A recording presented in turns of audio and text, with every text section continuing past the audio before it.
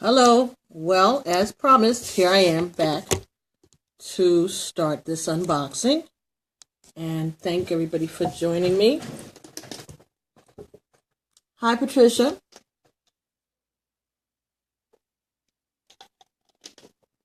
Okay, so for those of you who don't know, my name is Patty, and I do tarot readings on YouTube. I'm retired, so I always was interested in the tarot, and I've been doing readings for many years now. But it wasn't something steady because I was working full time, and now that I'm retired, I got a little more time to do things, and my spirit guides want me to do this, and so I'm trying to be obedient to spirit. So normally, of course, the phone rings as soon as I start, but I'm not going to answer it. So normally I use, oh man, that's my godfather.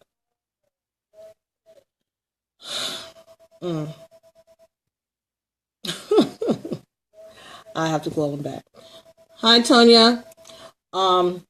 So this is important, though. I'm supposed to go and do something with him, some spiritual work on the weekend. And I've been trying to reach him for 2 days, and now he waits until this particular moment to call. Well, he'll have to catch me at another time. So anyway, I normally use regular tarot cards, Rider-Waite deck, and I also use a very special deck called the Tarot of the Orisha.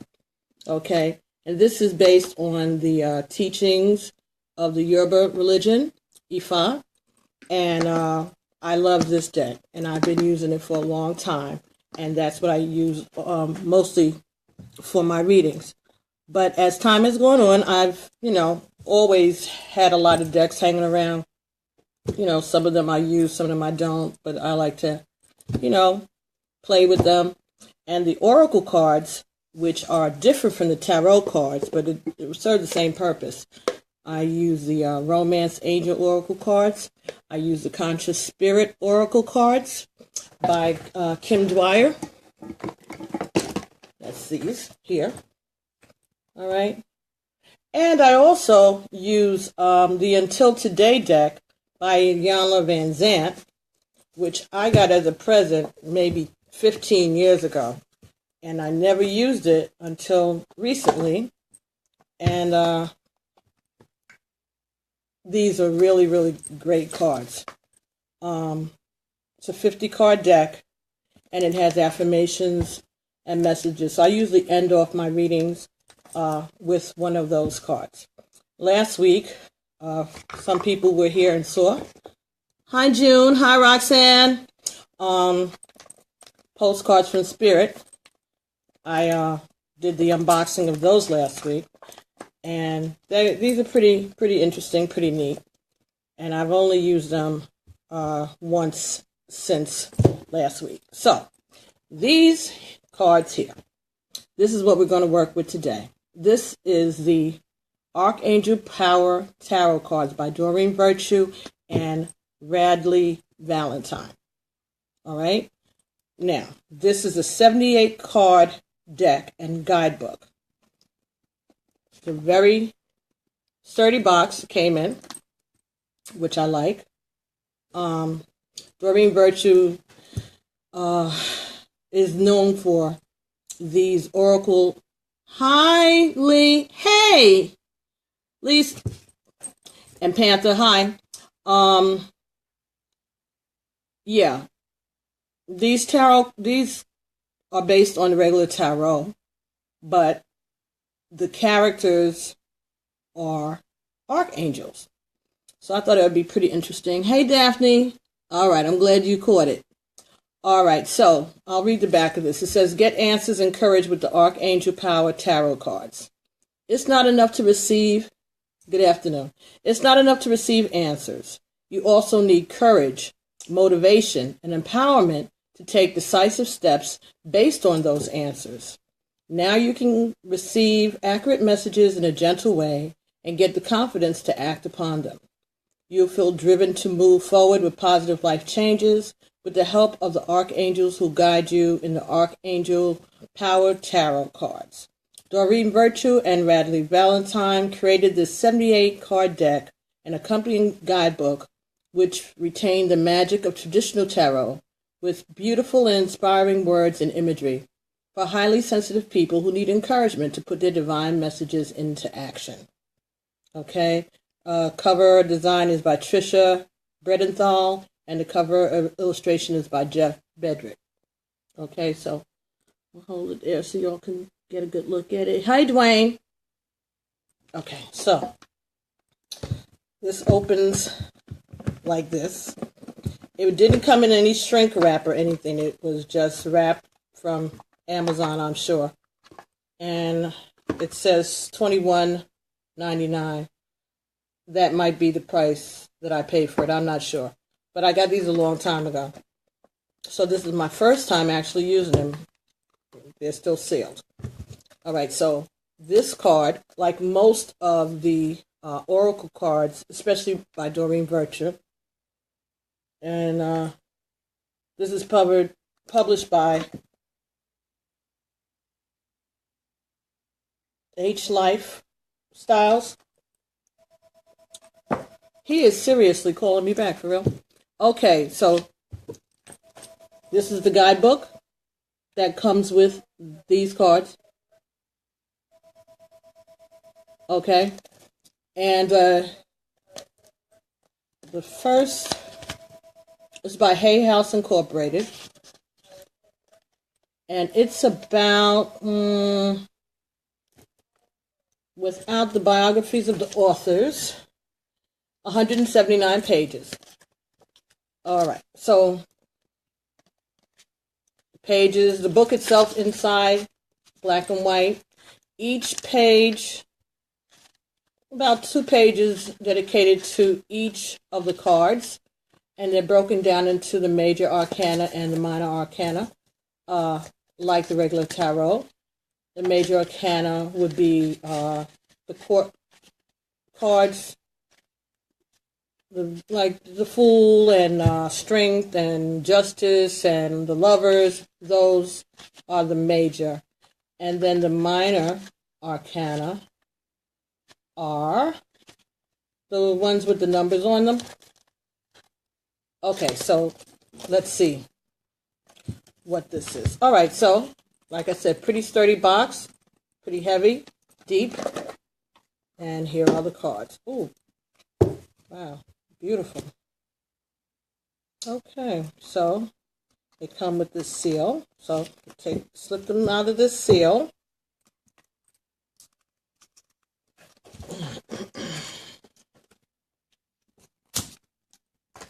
Thank you. All right, so let's see. All right, so these cards are gilded, gold gilded on the sides. Hi, Edna. Hi, Denise. Okay, so that's good. That really helps because it means the card is going to be pretty sturdy. Well, I don't know. Feeling them, they feel kind of not so sturdy. But let's see. Well, let me not shuffle them yet because sometimes they don't want you to do that. You have to read the instructions and see. But they're pretty standard size, I guess, as the normal Oracle cards are. Let me see if I can get the romance cards out so you can see. They're by the same author, Doreen Virtue. She usually teams up with different people to publish these cards. All right, so these are the romance Oracle cards by Doreen Virtue. And so this card, okay, so these are about the same size. Okay, so that's cool. All right, the same size and the same feel to them. But these are only 44. Hey, Vinny. These are only 44. But see, I've had these for a little while. And they have the gold on the side also. All right, so that, again, that helps make them a little sturdier. All right, so the back of these cards are, all right, so they have 4 banner flags on them. All right, and each of the banners represent each of the different suits in the tarot. This would be swords, and this would be cups, I guess. All right, let's see what they're saying this thing does. Hi, Sue. Okay, so.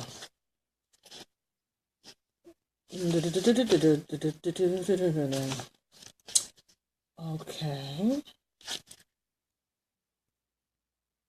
The minor arcana consists of 4 swords or elements. In traditional tarot, they're usually named wands, cups, swords, and coins. However, we had reinterpreted each of these suits to correspond with very powerful and loving archangel. In this card deck, our daily lives are protected and inspired. Hey, Sue, I said Sahaya, get it right.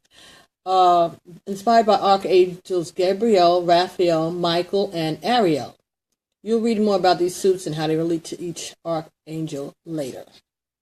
Okay, so, all right, so you have to do the usual. Clear your deck and consecrate them, which I've done. I've had these on my altar for quite a while, and they've been in the drawer underneath the altar.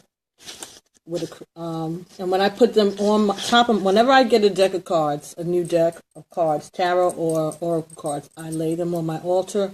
I put my crystals on it, and I leave it there so that they can get the sun and the moon, at least.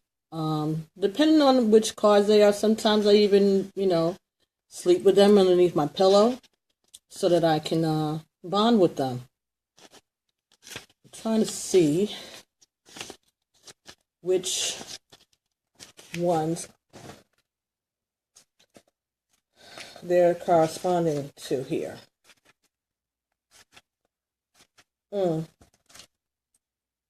Okay. So, Ariel.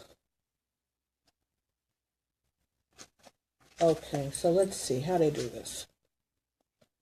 This is very interesting. It's a lot of information for each of the cards. It tells you additional meanings. It tells you what the some of the biography of the archangel that's represented. Okay, and it has the layouts here, different spreads that you can use. Okay, and how to ask questions. All right, so brand new deck. So what you want to do is hold the cards. They say to hold it in your weaker hand, but I usually use both hands because I'm kind of ambidextrous at times, so and that kind of clears the energy of anything. All right, so it seems to they shuffle well. They shuffle well. I don't think they'll be ready for a poker shuffle anytime soon. Hey, Steven. Let's see. No, not yet.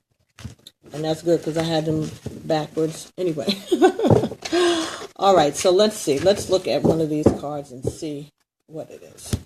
All right, so this card is the Page of Ariel. Reliable, clever, educated, and balanced.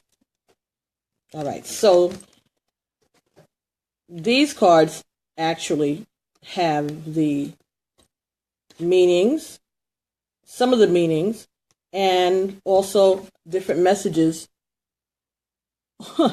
on each card. So the page of Ariel, an excellent opportunity will be offered to you. Scholarship or the pursuit of education. Time to get to work. All right. That's pretty good. The artwork is gorgeous. It's like 3D in a way because she's really prominent here. I don't know if you can see that on the camera, but she's pretty prominent, but the background is very beautiful. I don't know if these are photographs. It looks like they're photographs. With art around the photograph, in the photograph. All right, so let's see. Page of Ariel, right here. I just saw it. All right, page of Ariel, situations. An excellent opportunity will be offered to you. Educational interests should be pursued and scholarships are likely. Advice you can count on and solid solutions to your concerns will be offered. You may adopt a new interest or passion. Time to get to work. People, a youth who loves to learn. Okay, so this is the description of a person that would have the characteristics of the page of Ariel. A youth who loves to learn and enjoys academic challenges. Someone who is happy to be alive and sees endless possibilities. Reliable, clever, insightful, balanced. Additional meanings, getting more education or training, ending procrastination, pursuing a new challenge. Okay, I guess it was talking to me. Alrighty then, so that's one of the cards. Ariel. All right, so Knight of Michael. As I said, each one of the suits is assigned to one of these archangels. So this is King of Michael. Wow. Let me see. This is really pretty.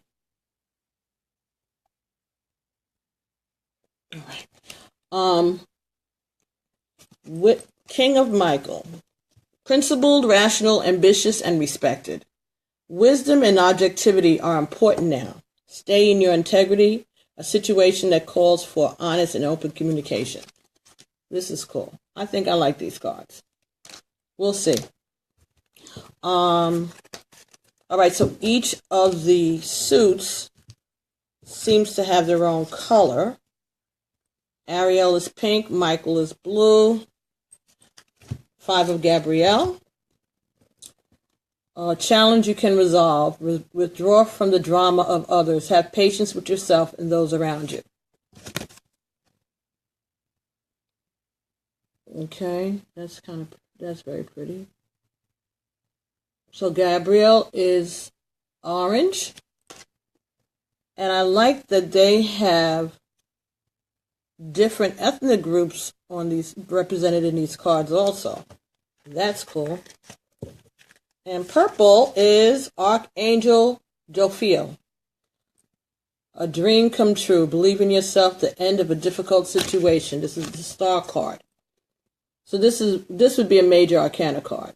This is a star. Okay. Okay. Okay, the major arcanas, number 17. So these are in the front of the book. Now is the time to have faith and hope. This star shines in the heavens as an inspiration and an affirmative sign to you that your plans can be viewed with enthusiasm and confidence. If you've been... two hands. New book. If you've been experiencing challenges, you can rest assured that your difficulties will fade away. Hi, Elijah. That your difficulties will fade away into the past. Okay. This is the light at the end of the tunnel, and it's a star you can make a wish upon. The most the most important element for your success is believing in yourself. Archangel Jophiel can help you see how beautiful this moment is in your life. Feel inspired to make long-term plans and know that you'll be successful. Oh, thank you. Additional meanings of a card: renewed purpose, following your intuition, and having faith in yourself. Archangel Jophiel's name means beauty of God. She excels at beautifying any situation or challenge that has arisen. You can also call upon Archangel Jophiel in times of joy and gratitude to help you anchor in your heart the positive energy of that moment. So, the court cards, I knew it was going to rain, are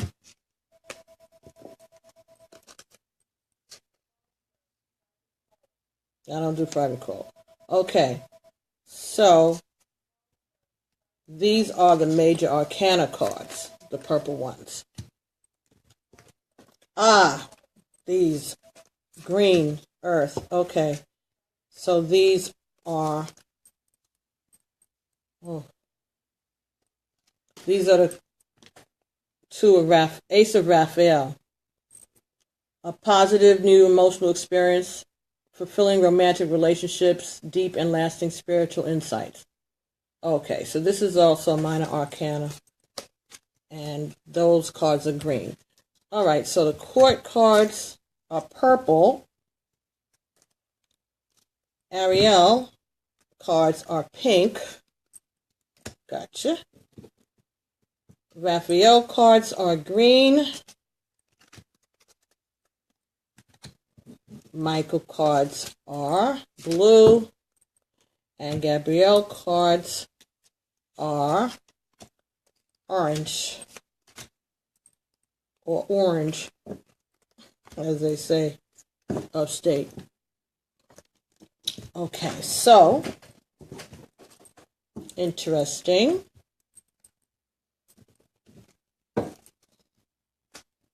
Okay, so each one of the court cards. Oh, wow. This is a magician. Archangel Raziel. I want to get the glare out of it so you can see it. Magician. Very pretty. Very pretty. So yeah, it seems like what it is that the faces and the figures, the humans, are photographs, but the everything else, the background, is painting.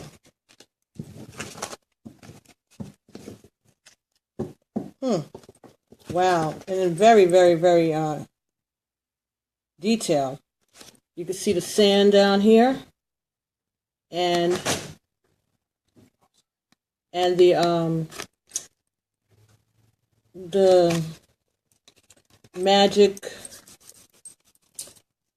the magic lamp that Aladdin would be, that Aladdin rubbed. You can come past, honey. Just don't say nothing, my son.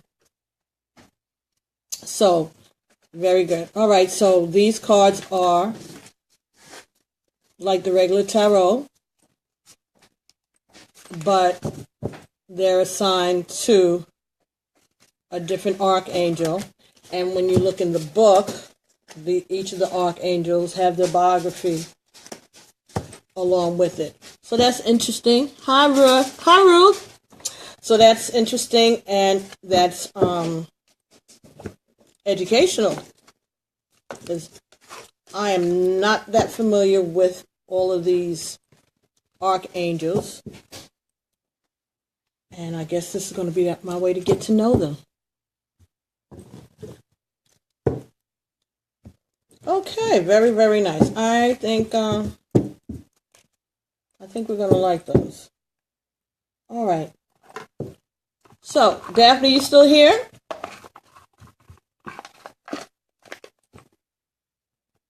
Hey, Kevin. Okay. What else? Oh, this is what I wanted to tell everybody. Very important. Oh, wait, put this back in. Keep the box with the cards. Keep the guidebook. I have to study that a little bit. The Romance Angel Oracles came with a guidebook too, and I use it a lot. Some of the companies, they don't make the guidebooks that extravagant. This one is the one that comes with the Conscious Spirit cards. Okay, so this is it. But and that's by U.S. Game Systems. But Hay House, they do a little better with that. And the Tarot of the Orishas comes with a giant book because it's so much information.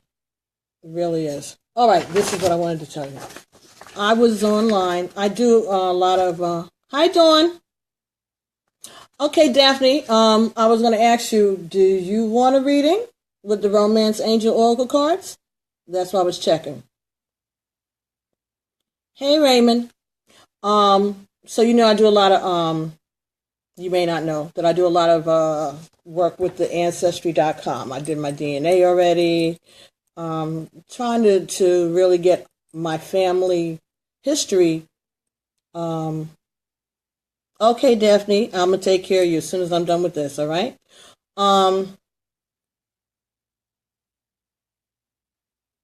So, I'm the only person in the family that seems to be interested in this, but there's a lot of information that we don't have, and there's a lot of information that I was able to find.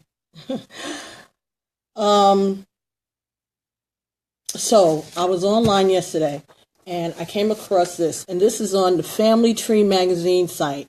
And anybody, you can go there and print these out for yourself, but I thought this was very interesting.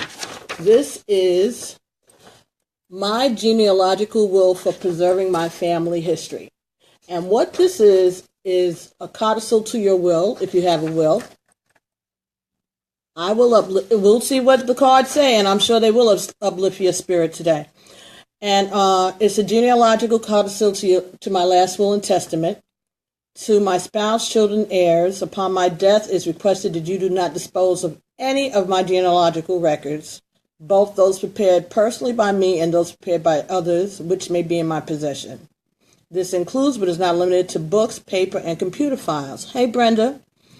Notebooks, correspondence, audiovisual items, photographs, and documents for a period of 2 years. During this 2-year period, please attempt to identify one or more persons who would be willing to take custody of said materials and the responsibility of maintaining and continuing the family histories. And then you can write down the name of the people that you think you could entrust with all the work that you've done, and their name and their address and their telephone. So that way, if it's, a lawyer or, trustees or somebody, they can contact, and also whoever's in your family can contact. And then, in the event no one wants to accept these material, please contact the institutions listed below and determine if they will accept any or all of my genealogical materials. Now, that's pretty cool, because there are places and societies that would love to have these histories of your family, even if your family doesn't value it as much as you do. Then they had a page called Heirloom Inventory. So you could sit down when you have a moment, write down the description of the heirloom and where it came from, if you know, or whose it was. Description of the artifact and its condition. So let's say you got a brooch from your great-grandmother. You would put something like that on there. You got somebody's hat, you have somebody's cane, you have whatever things that you have that your family has left to you all, or things that you would like to become an heirloom for your family. You can list it all here, and I would make a copy of this and keep it in a safe deposit box with my insurance. information, like God forbid you had a fire or a flood in your house, you would still have your inventory so you could maybe recover some things or at least get their value. But this would be good also, like I said, attached to your last will and testament if you have one. If you don't have a last will and testament, you can still do this, right? And just let your family know that you would like to make arrangements, and maybe it'll give you a chance to talk to somebody else in your family who will be willing to at least hold on to all your research, even if they don't want to continue it, but at least to have it there so that it can pass to the next generation. Because that's what it's about. It's about getting this information. As this is called the genealogical will for preserving my family history. And all right, babe, I love you. And I found it on familytreemagazine.com. All right, so again, this is preserving your family history, last will and testament, and the heirloom inventory. Both of those were found on Family Tree. All right, when you go onto the site, it has resources, I think, or tools. You click on those, and you should see they have these forms right there. I just came across it by accident when I was doing my genealogy search, thing yesterday. So I wanted to make sure that I shared that with you. Okay, so when you get a chance, go to those sites, print those out, give it a look. All right, and this may be able to get a conversation going with somebody in your family to find out, who's going to take up this mantle. If you do all the work, all they have to do is add to it. Another thing I think I spoke to everybody about, or I may have made a Facebook post about, try to preserve the information, births and things like that, besides having the birth certificates and paperwork. If you have a family Bible, make sure that information is added to your family Bible. I don't know if it makes, I found out when I was doing some research that family Bibles can be a form of identification. It can be accepted for a form of identification in some instances, especially for older people. No bingo lane today, no. You're welcome, Brenda. I do bingo blitz, and I'll do that later. And me and my electronic equipment are having issues, like I say. So we'll see if my iPad will ever get itself together. Okay, Daphne, let's give you the reading. All right.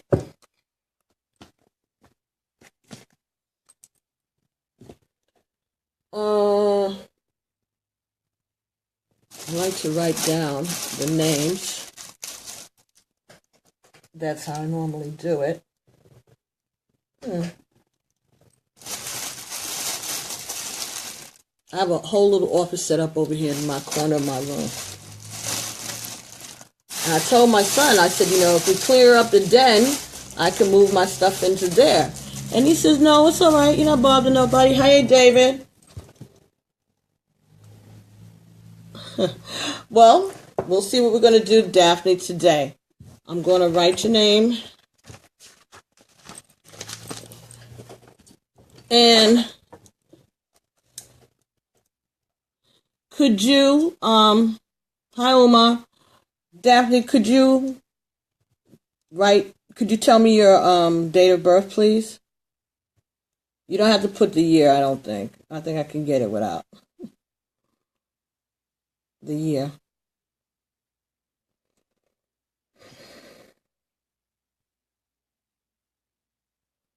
Can I see previous comments on this thing? No, they don't let me do that.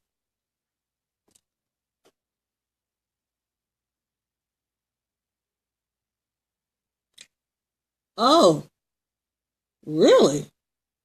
Is that you? All right.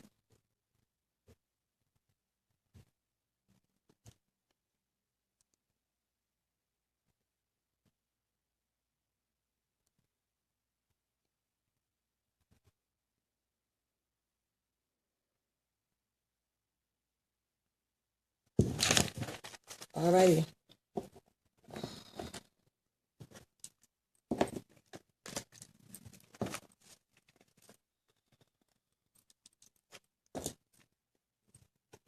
Okay, so I'm going to do a love reading for Daphne.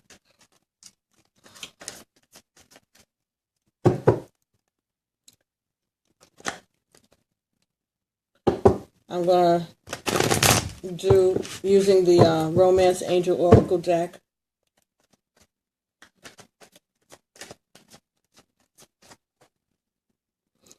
Yeah, that is a lot of sixes, baby.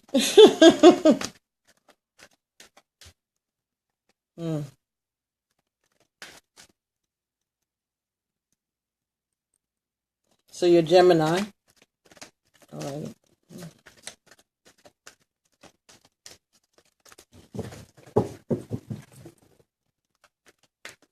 Sixes talks about new beginnings and happy endings, happy family life.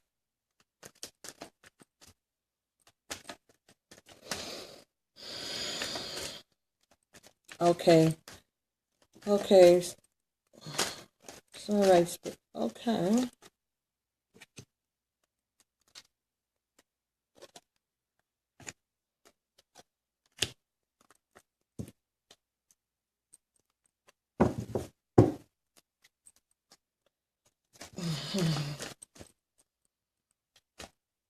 I'm just going to try to get 2 more cards, and then we could still...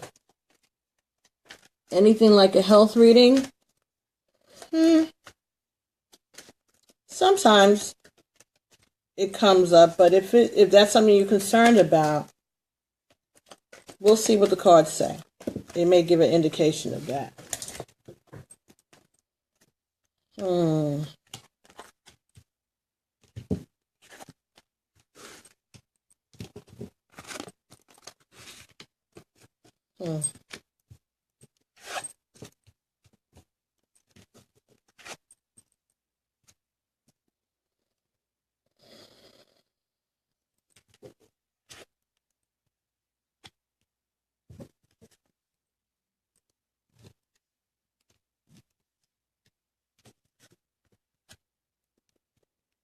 Okay, Daphne.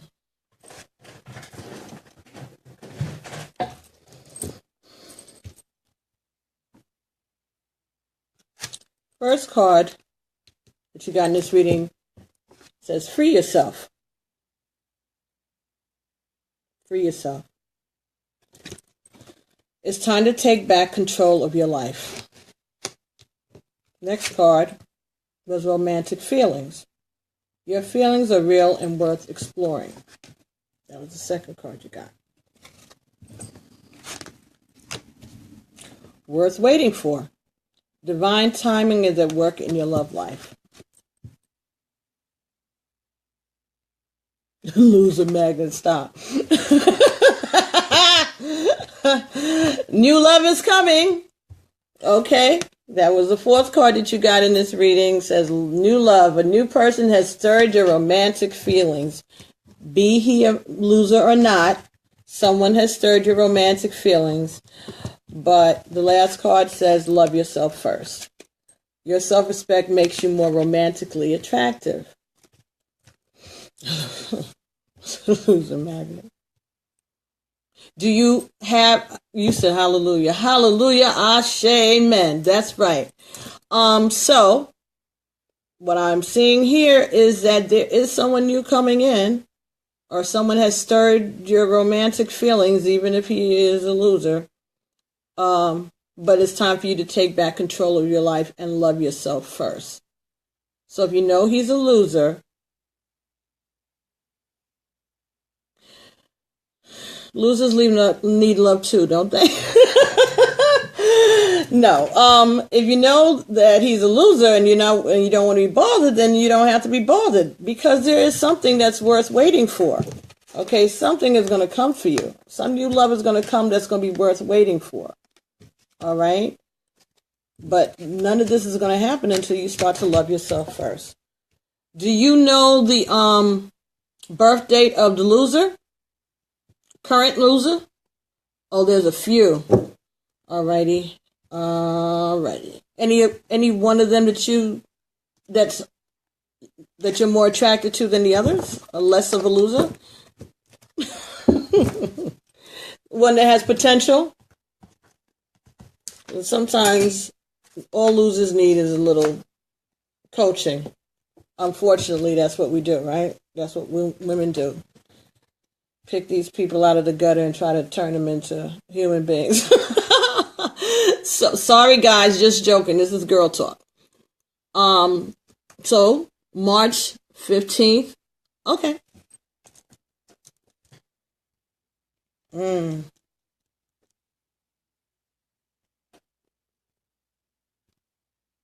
Really? Okay. All right. So let's see if what comes up for him. I'll do 5 cards and see how he feels about you. He's a famous rapper, huh? Okay. Well, and then he's not a loser. He's not a full loser. Part of G Unit. Damn. Card came out. This could be the one. Don't play. When you said that and I read it, this card jumped out. This could be the one. All right, so these cards are how he's feeling about you. So maybe he feels that you could be the one. You have already met the romantic partner you seek. I see that he's a lot younger. I didn't want to put your business out when you gave me his birthday. All right.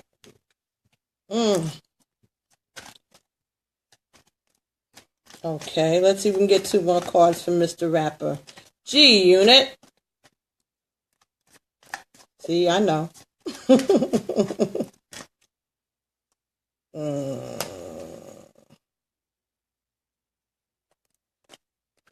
That's a lot of cards here.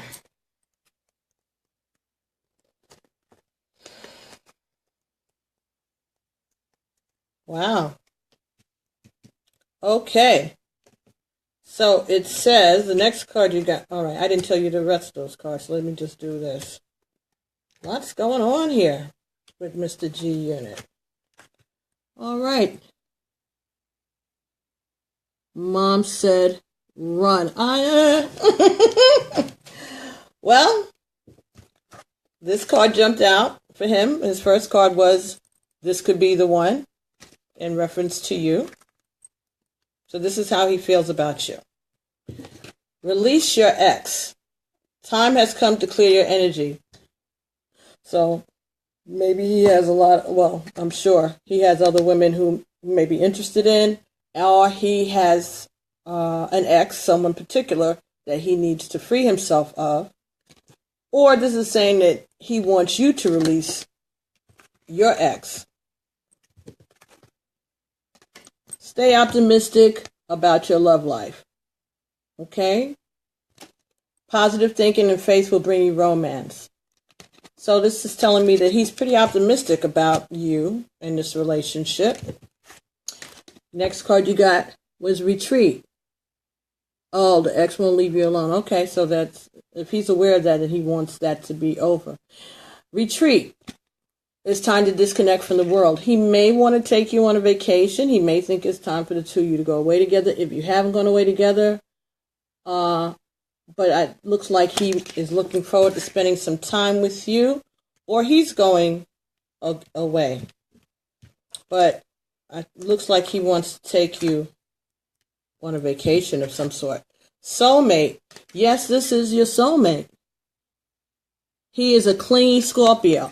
Well, Scorpio energy is very busy this month. So just be careful of that. They can be very intense in love. Scorpios are very intense when they love. So it could be overbearing. It can be overbearing because they're intense and they focus. But they're good lovers, like the legend always said. The Scorpio is the ex. Okay, so that's why he won't let go, because they stay focused. They're very intense. This guy here is a Pisces, Capricorn, or Aquarius. Pisces. Yeah, this guy's a Pisces. You're Pisces and you are a Gemini.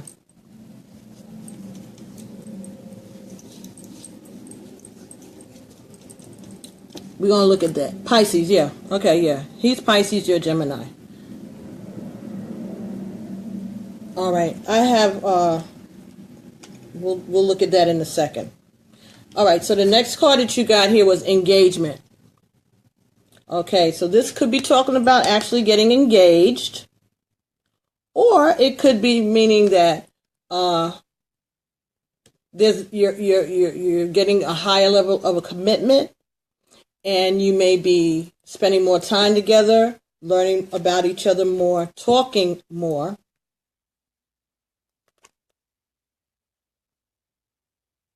Separation, time apart from your partner is on the horizon. Now, this could be he's going away somewhere, or it could be the other dude. Oh, yeah. Yeah, not as good as Aries, but definitely on the same plane. It could be something about the other guy, since you've got him on your mind and your friend wants you to get away from him. So maybe very soon, you'll be rid of them, and then you'll be able to get in touch with true love. All right, so G unit looks like a good prospect, but you have to clear your energy of that X. Now, if you,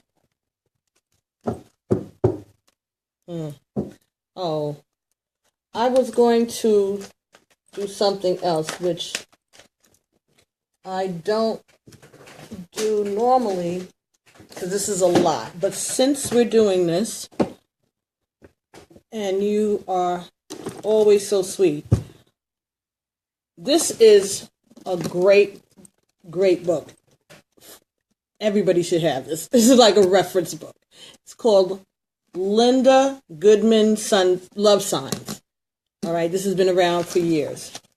And what she does in this book is she goes through all of, this was published back in 1978. Okay, they began it in 1970, so it took them 8 years to get this. He's very busy, though. All right. Who, G unit or the X that we can't get rid of? Yes, she is a wonderful author. And she does combinations. So we would look in this book and find Gemini woman and a Pisces man. She breaks down every combination of sign there could be, male and female. So Gemini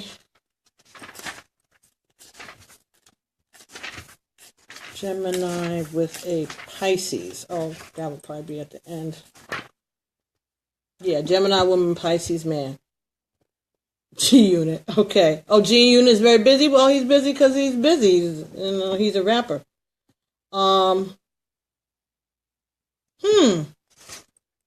Okay. Gemini woman and Pisces man. If you shut your eyes and you are a lucky one, you may see at times a shapeless pool of lovely pale colors suspended in darkness. There has never been a fish, that would be Pisces. Oh, I heard of that person before. Yes, I have heard of that person. Well, good for you. Wow. But you know what? Didn't the guy who is the head of the G unit, what's his name? His fiance, I don't know if they ever got married. They had a TV show one time.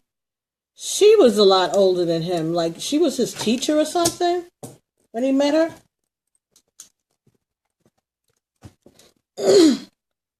Is that a thing? Is that a thing that these guys, these rappers, they try to get with older women? Well, I guess they feel they're more stable. 50 Cent. Oh, no, not 50 Cent. No, I'm sorry. I'm lying. Another guy. Well, 50 Cent. Vivica Fox is older than him, too. And they've been doing some craziness for the last few years. Don't know what it is. But they seem to go back and forth with each other. The Game. That's right, The Game. His fiance was older than him, too.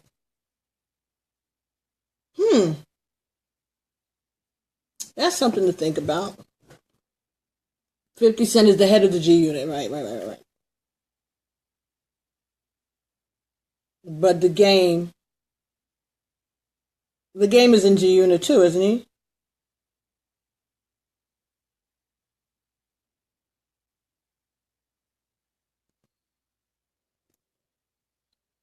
Okay.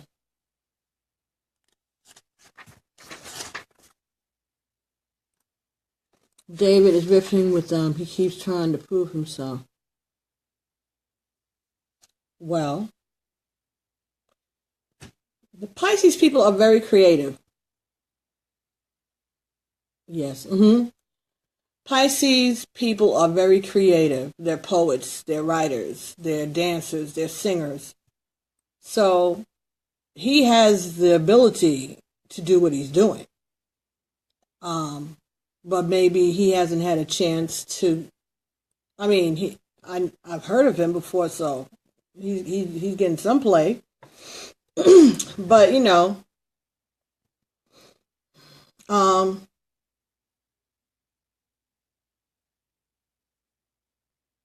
he's in the right position to get it.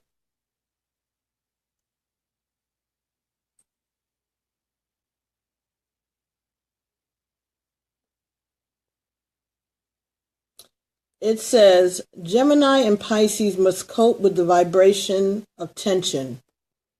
Their natures are so totally different.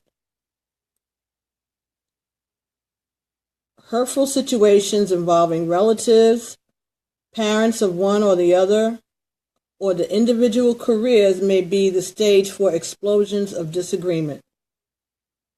Not anymore? With harmonious exchange of the sun and the moon, threads of sympathy will draw them closer together.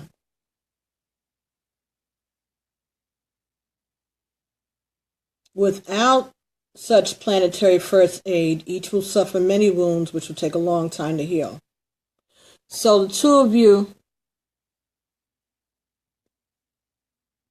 okay, he's not with them. Okay.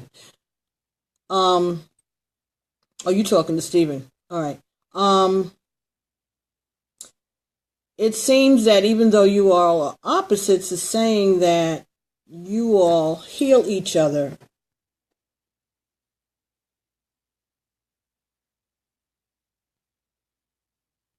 She's capable of locking him out of the house all night if he stays out too long. And he's capable of muttering, "Who needs it?" and drowning his troubles at the corner bar, which causes her to lock him out again, which causes him to go into the barleycorn again, which causes her to lock him out. So it's a back and forth. The one thing a Pisces man cannot bear for long is a barrage of criticism, sarcasm, and accusations. Listen to what I said. The one thing a Pisces man cannot bear for long is a barrage of criticism, sarcasm, and accusation. And this Gemini woman's negative twin excels in the art a satirical invective. So you're a little sarcastic, are you, Daphne?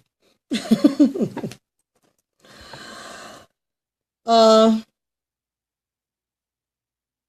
angry taunts, I used to do that with my hubby when he drank. Well, a lot of us do. Geminis are sarcastic, right?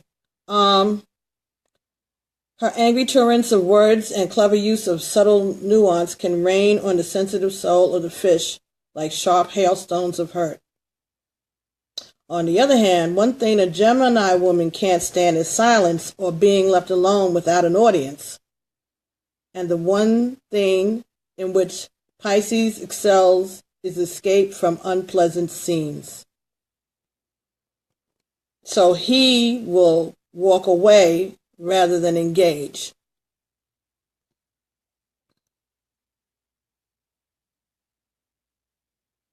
They say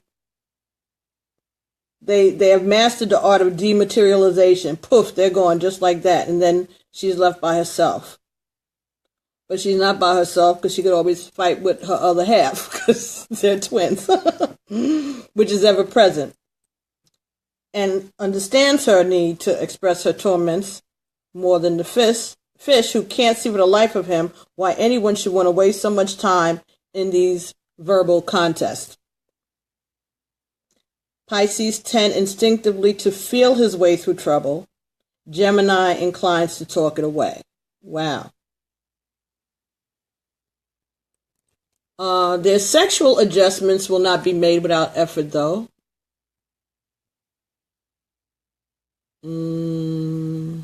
Neither Gemini or Pisces, good and evil. Neither Gemini or Pisces requires flaming passion for lovemaking to bring them to the contentment of true intimacy. Both are capable of adapting instantly to the other's whims and wishes. Yet a real depth of physical blending may be missing in their union. It is because love alone is never enough to satisfy the longings of either Pisces or Gemini. Or is it because air and water signs seldom feel quite the same overpowering urge for sexual consumption in their initial mental and emotional affinity as do fire and earth signs? Okay.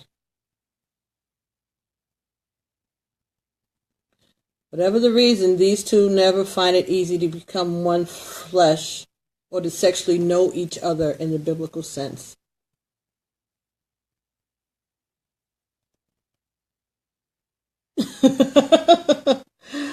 Well, whatever your sex life is, it's going to be okay for the two of you. Because you're not looking for the explosive type of sex that fire signs and earth signs put out and go through. But I'm just sitting, as I'm reading this, I'm getting it. The reason you're two twins and the sign for Pisces is two fish. So you both have dual energies. But his is swimming away, circular. Gemini is straight. So there's a lot of this opposing energies. His two go like this, while your two go like this. Wow. Okay. I don't know.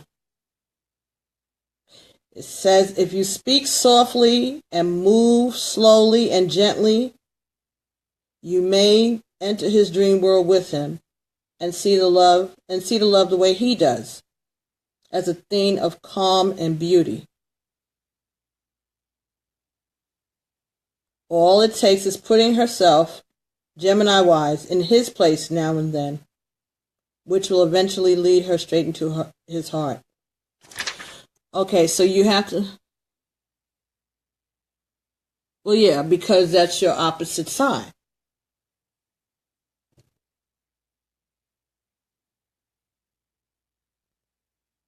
Capricorn, opposite sign is Cancer, actually. So Gemini's opposite sign would be Sagittarius. Pisces are dreamers, of course, and they're creative people, and they're speech makers, and they're orators, and they're writers, and they're artists, and they're dancers, and they airy fairy. They think they do readings, and they're into those things of higher spirituality. They're into spirituality, creativity. He could probably do other things beside. Yeah, your opposite is Sagittarius, right? That's what I was saying. Opposite sign to Gemini is Sagittarius, and they get along well. Gemini, depending on what date of December, if the person is a December person, they may have some traits of Sagittarius within them, because sometimes the energy from the previous sign kind of lingers around.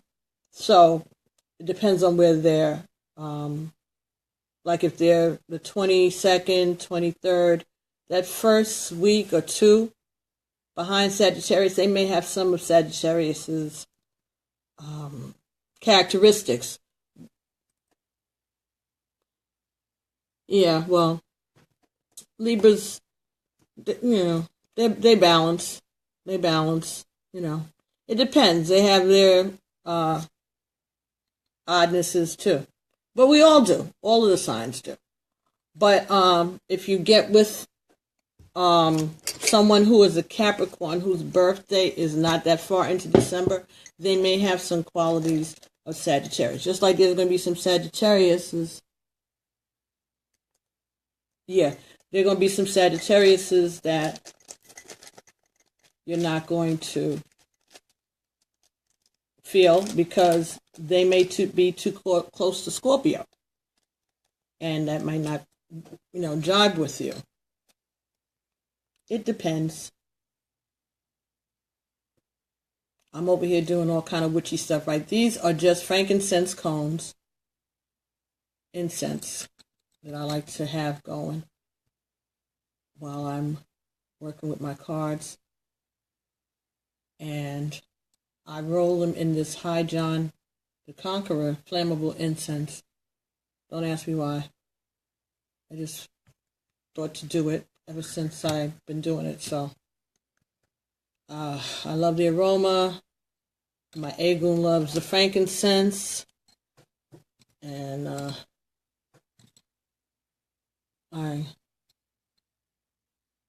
it helps with the energies, and it helps connect. I keep that here along with a candle. That I always light a candle when I work with the cards, if I'm giving anybody a reading. So I carry candles with me in my little bag, and incense and lighters and things in my little bag. You don't get along with Scorpio or Sagittarius men. Sagittarius men can be a little extra. They're good men. They're good men. They're responsible. They work. They make sure the bills are paid. And don't expect them to be faithful or any of that. But your bills will be paid. Your kids will be well dressed. He's but they can, they cannot be the nicest people. They can be a little arrogant. But they're good providers. They're good providers. Problem is, they want to provide for too many people. Like I said, they're flip-floppy, yeah. But they're fire signs. Fire signs they can be a bit extra. They can be promiscuous, especially the men.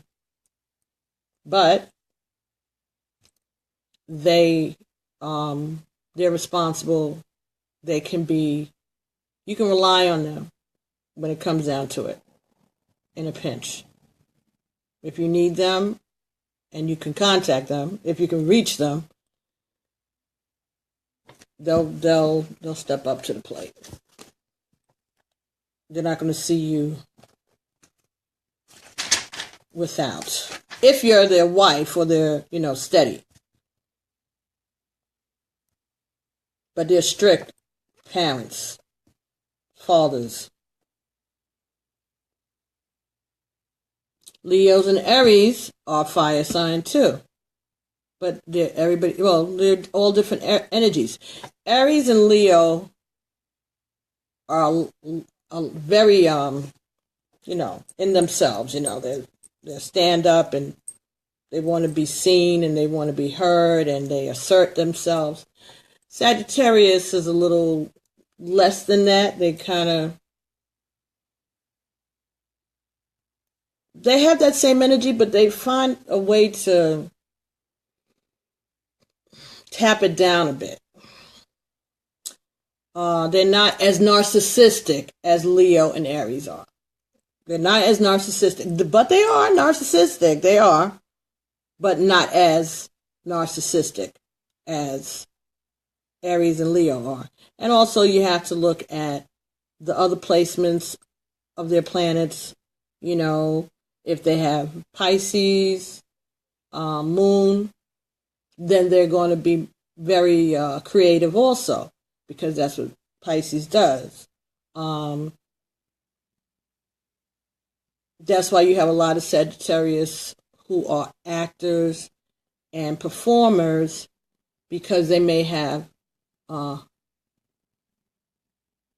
Aries are very arrogant. Leos, you have to find a way to stroke them and then they'll be fine. They want to be stroked. They want to be stroked. They want to be recognized. Sagittarius does not care about being recognized, because the less you recognize them, the easier they can float away, the easier they can make their moves. But if they come home, they expect their home to be a certain way. They expect their children to be neat. Everybody, even the Leos and the Aries, they want to be able to present you, arm candy. You have to be a certain way. Virgos. Well,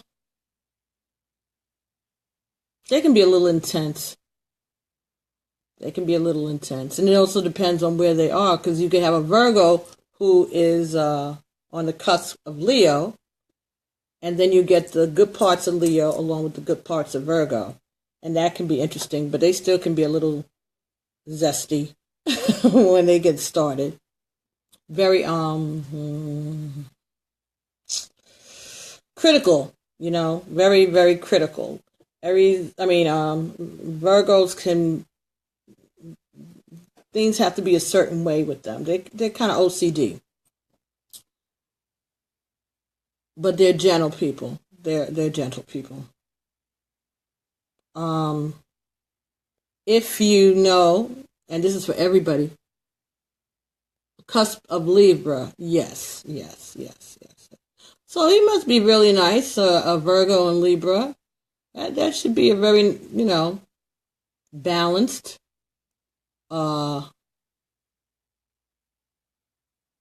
That should be a very balanced person. He should be very easy to get along with. Maybe a little possessive even. I don't know. I'm not that proficient in astrology as some people are, but I've known people. He's gentle, yeah, they're gentle people. My son is he's a Virgo Leo, and that is kind of on purpose, because when the doctor gave me his due date, he was going to be a Leo, and I was like, oh no, we can't have that. my daughter is an Aries. I could not do a Leo son and an Aries daughter. I'd have killed myself. Too much fire around here. So he appears more physically, when you look at him, he reminds you of a Leo. He has that face and the hair, even when the hair's cut short, he still has Leo presence, but he's Virgo, so he's gentle. Very beautiful. Yes, it is an awesome combination, but like I said, they can be a bit zesty when they get it because they're very critical. They're very,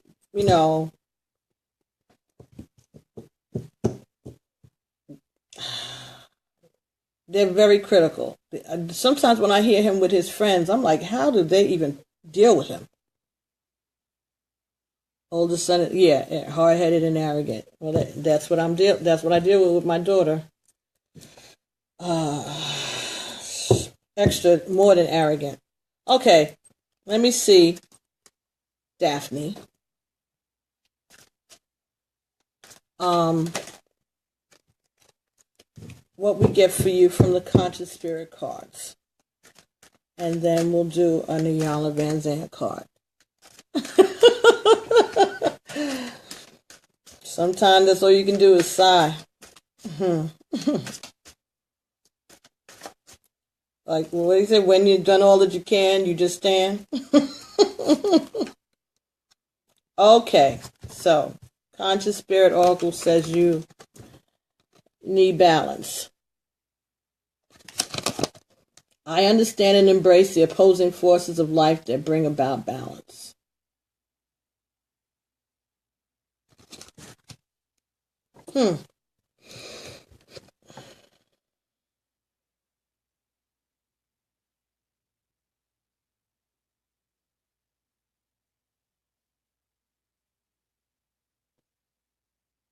Okay, I think when we were talking before about your friend,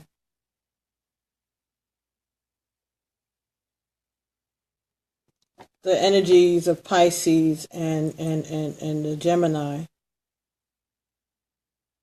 if you learn how, you need someone to balance you. Well, that's what it's saying. Now, this guy could be it, but you will have to do some work. But there could be a new love coming along, as the cards had said earlier, and maybe that person will be the one to bring some balance to you. But you have to work on yourself. Nobody can make you happy. They can help you balance, depending on their personality and what they're bringing to the relationship. If you allow them. Okay, there's one thing to say that you know that you need it. There's another thing to say you want it. But it's a whole other thing to let someone do it. Because if you're not already balanced, then that means that you've been resistant to it in some way. So you have to be willing to allow that person to bring that to you. Well, with all of these suitors, I don't even know why you would want to even settle down. Thank you. I would be enjoying that to the most, but that's just me. If you want to settle down and if you want a relationship, you have to be open to allowing someone to bring you that change. But you know that once you get with somebody, all of these other suitors are going to have to, beat it.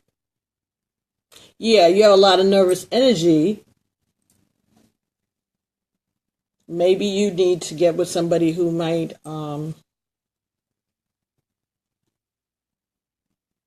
be better suited for you sexually. You might need a little fire in your life.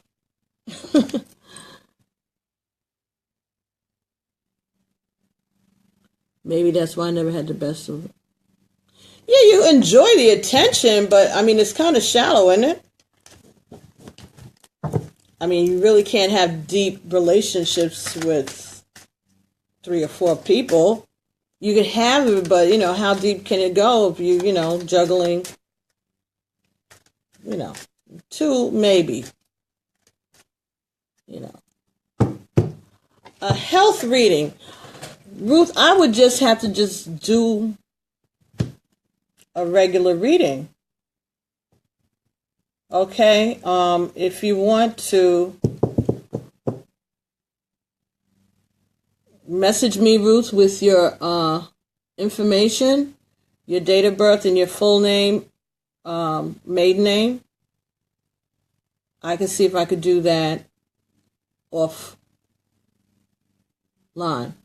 Your relationship are not fond of dating. Well, if you're not fond of dating, Daphne, why are you why are you dating all of these suitors? Yeah, well, it's gonna be in shambles if you don't calm it down a bit, Missy. I mean, you're still young, and it's fun, I'm sure. What is that? One from 8 is 7.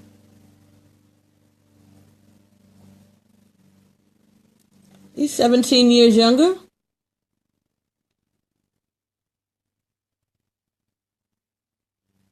Okay, they're coming after you, and you're not dating them.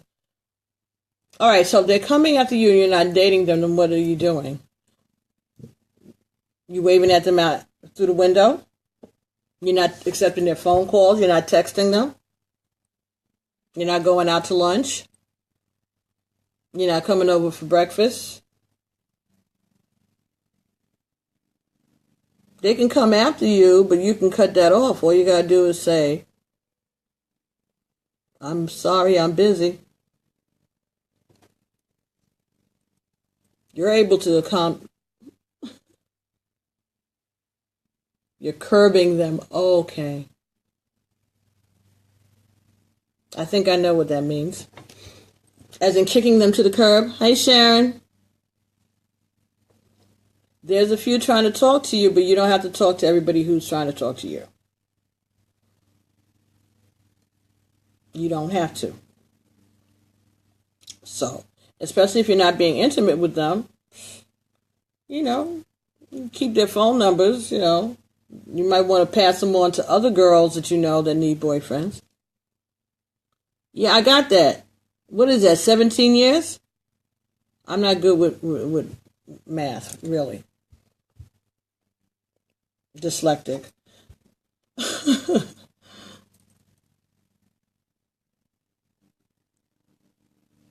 Oh, curbing is ignoring. Okay. Well, damn, you just curbed 3. How many you got left?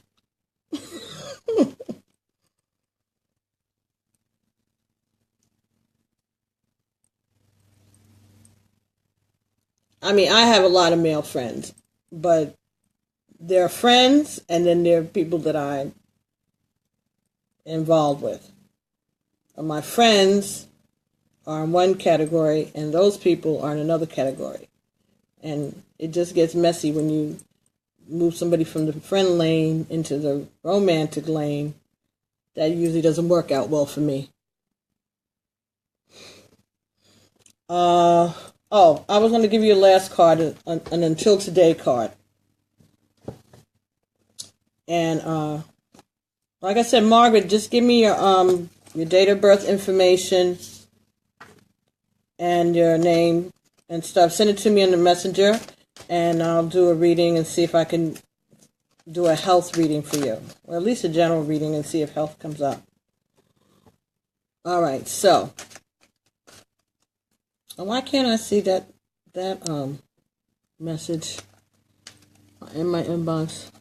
Oh, they're just admirers. Okay, well, they're just that's cool, as long as they stay in the inbox. I had somebody that direct mailed me on Twitter the other night. Real cute, very good looking guy, but he's young. And he asked me how old I was. which I don't have a problem saying how old I am. It was just like, what? It was like the second or third question in the text conversation, and he told me how old he was right away. But I just was like, I'm older than you. And he just was very like, why won't you tell me how old you? I said, because I just think that that's rude. It's not that I have a problem telling my age. It's like, you want to know how much I have in my bank account too? Stop.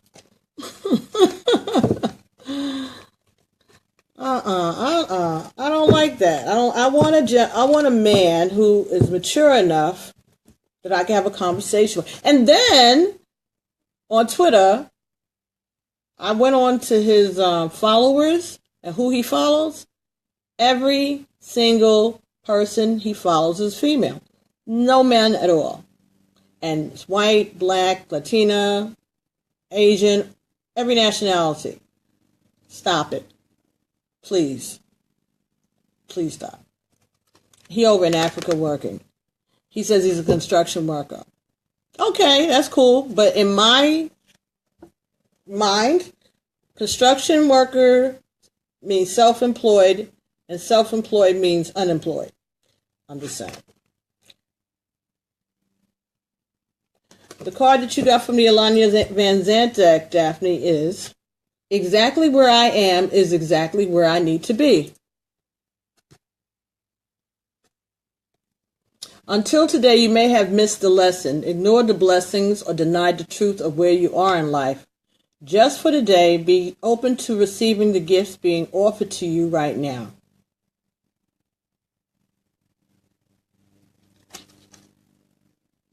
Well, maybe you need to focus on Mr. Rapper a little more. It says, be open to receiving the gifts being offered to you right now. So maybe you need to just stay settled in the place, put the bad twin, tell her to shut up for a minute, and sit down and think about where you are and where you want to be and where you are right now. You know, tell Doreen to have a seat and let Daphne do some real serious thinking. Because this may be your opportune moment. Hey, Belinda, this could be your opportune moment. This could be, because it says exactly where I am is exactly where I need to be. So you may have gone through things before and didn't get lessons or the blessings because you weren't keeping still and you were in denial. You were showing, like you're saying, you know, you really want a relationship, but that's not what you're showing. That's not what you're putting out. Again, the duality of Gemini. And so you're sending mixed signals to all of these people, all of these suitors, all of these admirers. And that's so cute and all, but after a while, you know, you want to settle down, you have to tell your other, you know, Darlene, that she has to calm down a little bit so that you can get something. Yeah, well, you're going to have to learn how to show your feelings in order to get the blessings that are standing there for you. And the part of Gemini that doesn't want to show their feelings may need to take a little break right now and give the other part of you a chance at love.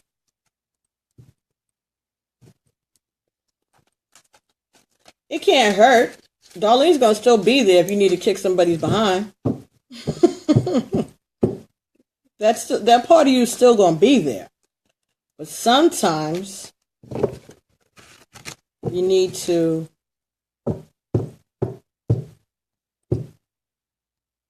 curb that. Do you know what your Venus sign is, Daphne? Anybody that wants to get their Venus sign, or you can get your natal chart. You can go to Astro Cafe and you can get your natal chart for free if you know your birth time. It'll be better. It'll be more accurate. But if you don't know it, it doesn't matter. It'll still generate. If your parents are around, ask your mother or father, do they remember, were you born in the morning or the night? I mean, I'm sure your mother, if your mother's around, your mother knows what time you were born. I'm positive. That's something we don't forget. We know. But if we know what your Venus sign is, then we may be able to get more accurate information, because we'll be doing your reading based on that sign's energy rather than the Gemini energy. I mean, you could have Gemini in Venus too, and then that's a whole different ball game. But if you go to astrocafe.com and put in your birth information, it'll generate a natal chart, and then you'll be able to say what your different placements are. All right. And depending on where your planets are, it could give a clue to why you are the way you are.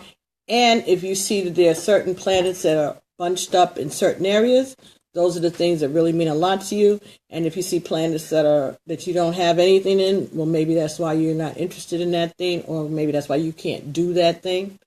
But again, that's a whole genre of astrology. Your Venus is in Gemini.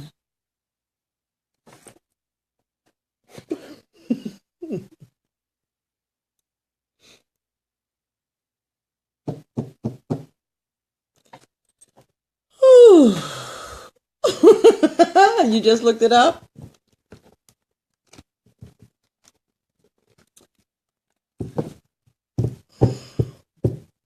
That's a lot going on. That's a lot going on. And I had just said that unless your Venus is in Gemini, then we have something else to deal with. And sure enough, that's what it was.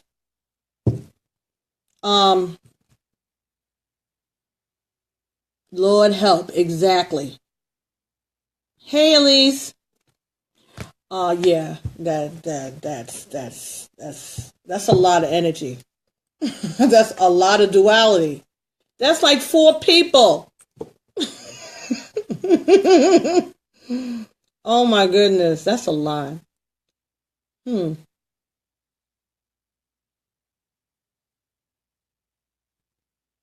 a lot of movement.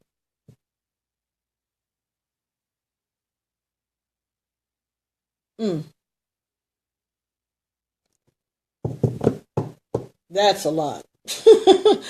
And Gemini is Peter Pan. They don't grow up.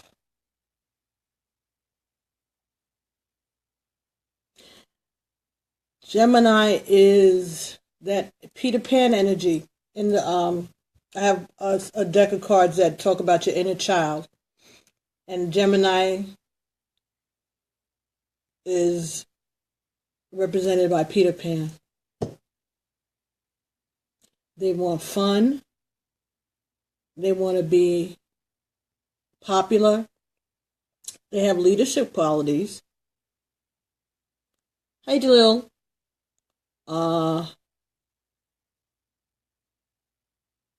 Yeah. I don't want to grow up. And that's why you're good with this young person, because that kind of brings that to you. You know, that fulfills that youthful energy in you. You like that. You're not intimidated by that whole scene, the rappers and all of that. That's exciting to you. And because you bring some experience to the fold, you do have, very childlike. You do have those leadership qualities, though, like Peter Pan did. He could get the lost boys to follow him, but at the same time, they get into stuff without him, because they're lost. Men in your age group act old. Excuse me.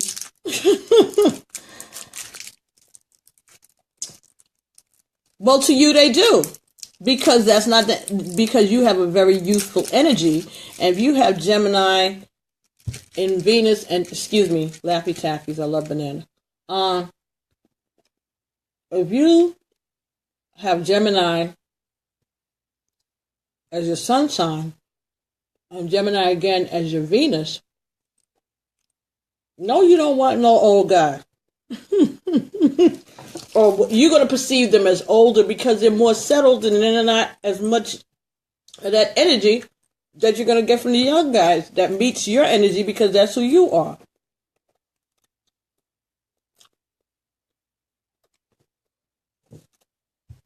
Because she's trying to protect you, because she knows how old you are.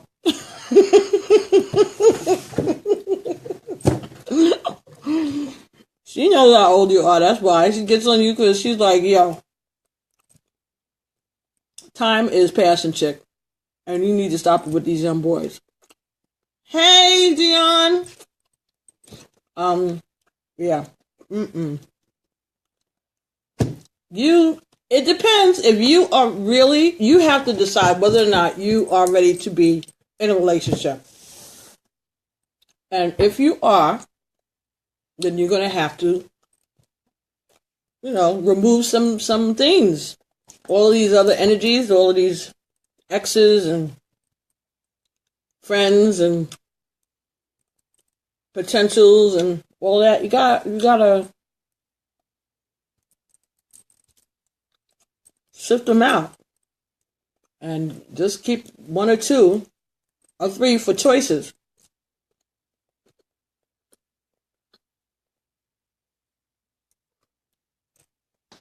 Well, you know what, the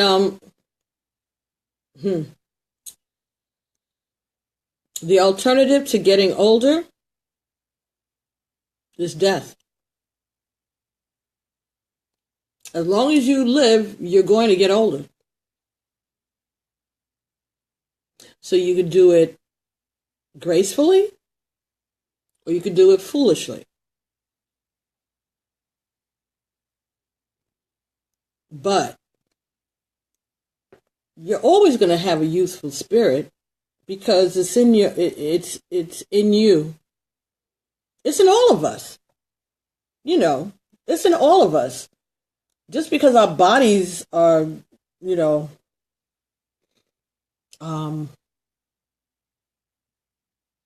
our bodies are getting older, but your mind is still you. You're still you. That's your soul, right? So you don't know that you're getting older. And then when you look in the mirror and you look young, I'm sure you could pass for younger than what you are, because black don't crack. You can't. Younger guys are going to try to talk to you. It happens all the time. I mean, I've gone out with guys who are younger, but usually like maybe a year or two, because I'd like to be able to talk to you when it's over. I like to be able to have a conversation, things in common, especially music and that kind of stuff. I like a guy that's in my same age group or a little older. But I really, I kind of understand where you're coming from, because I think guys in my age group are old too.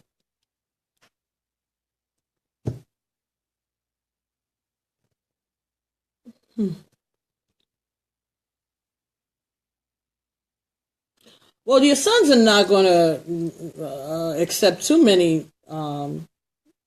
much men folk coming around. First of all, that's the testosterone bullshit that goes on.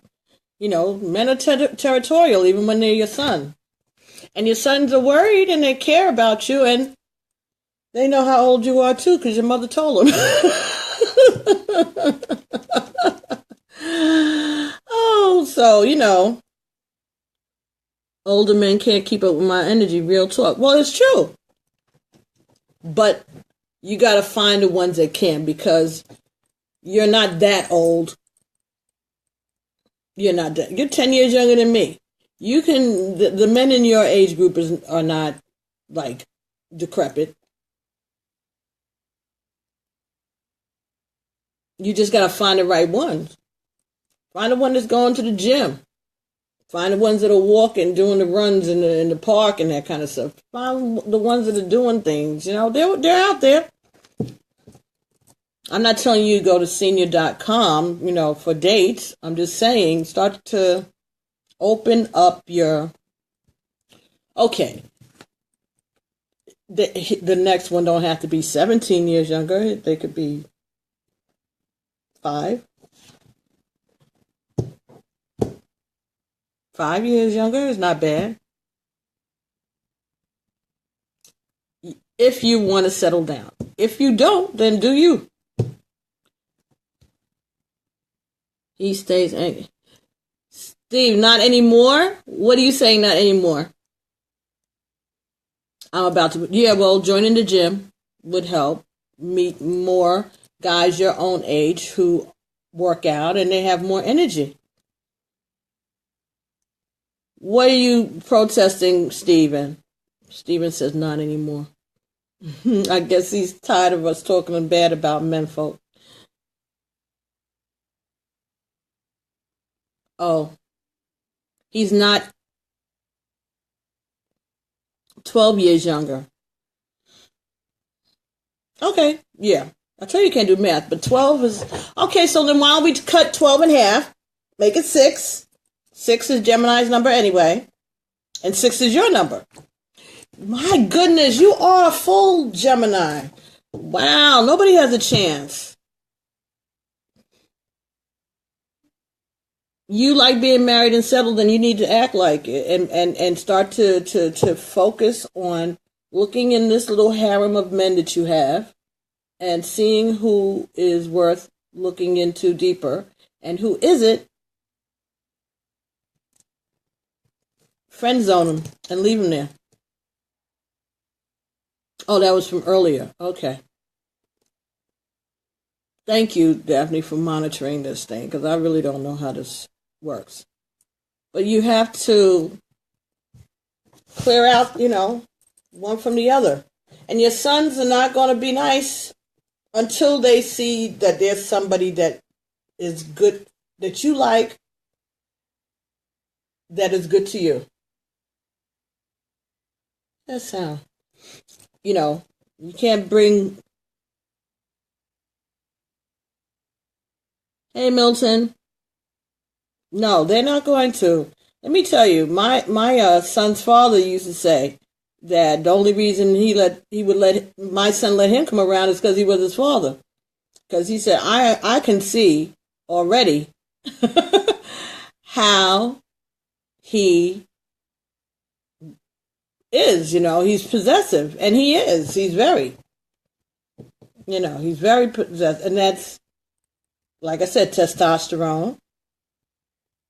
They can't help that. And they love you. They don't want to see anybody hurt you. So that's how it is when you have boys.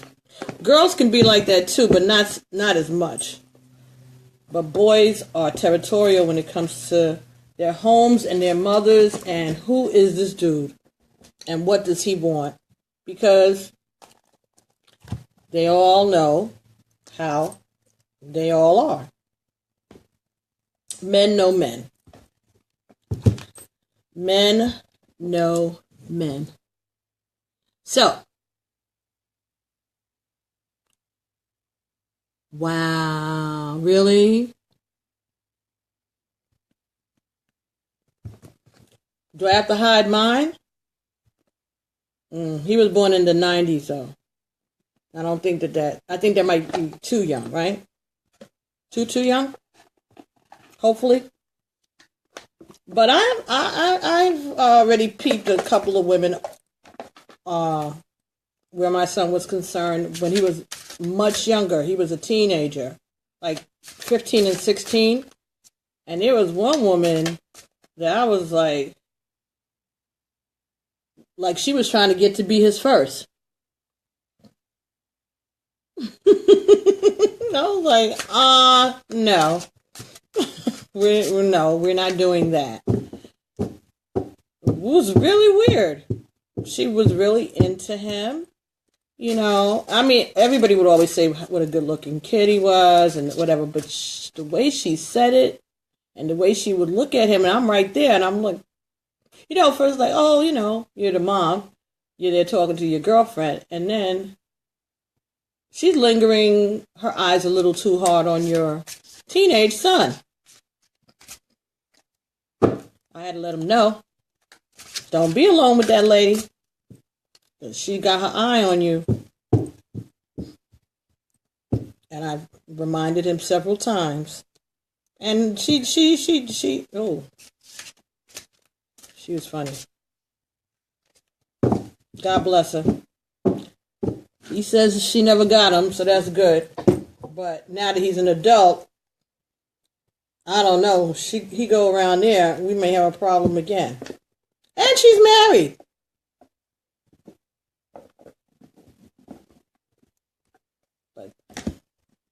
So I can understand your girlfriends locking up their young sons if they know that you have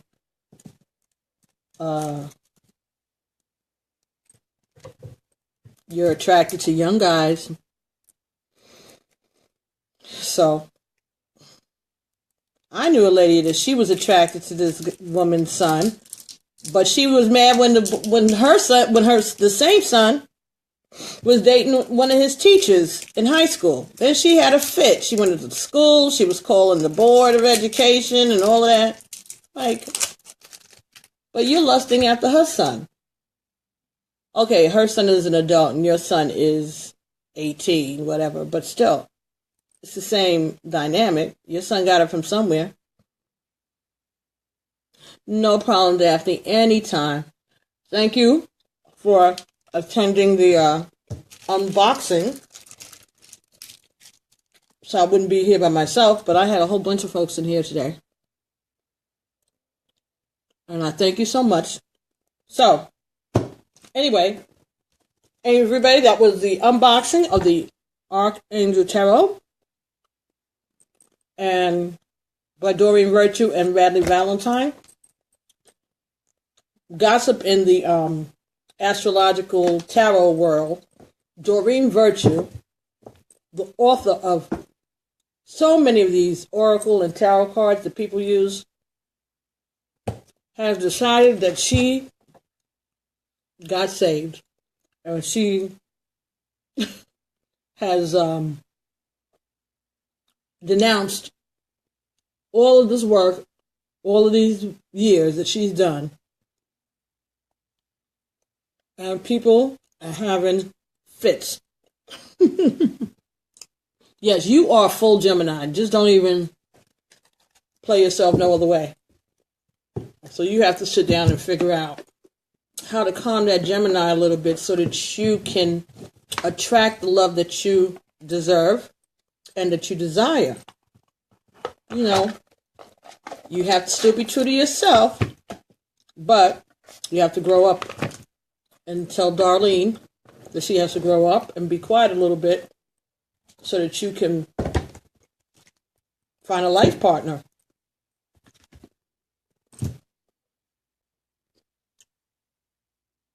But, yeah, so they're gossiping and, you know, calling her out and all of this. My thing is, listen, we all have a path. And maybe this is her path. It has to be, because if it wasn't, she wouldn't be on it. So she did this, and then she decided that she wanted to delve more into her Christianity. I don't see the two things as being opposites. To me, these are all tools, and I know that this is what it is that God would have for me to do. I've been told this many times for many years. Oh, I didn't know Mike Pence was a Gemini. I know Lotus is, but I didn't know Mike Pence is, but that makes sense. The two of them. See? Oh. Anyway. I wouldn't be surprised if we don't come back from Asia. And that would be fine with 85% of the population. I changed the locks on the White House when his ass was gone too. But anyway,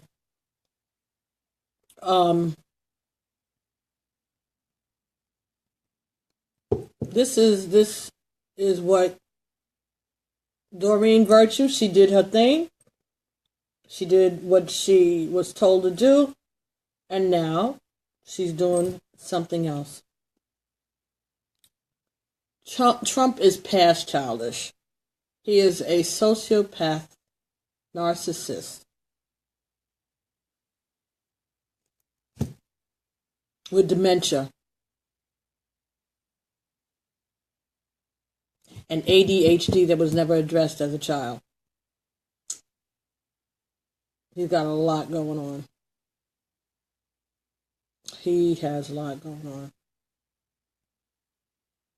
I don't understand. I really don't. I mean, I do know what happened. I know what happened. Russia stole an election. And we're sitting here like, oh, they didn't bother with they didn't bother the machines. How do you know they didn't bother the machines? Stop it. Why wouldn't they? Why would they go through all of this not to?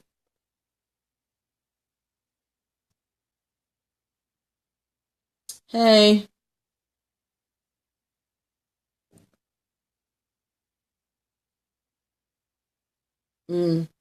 Yeah, don't.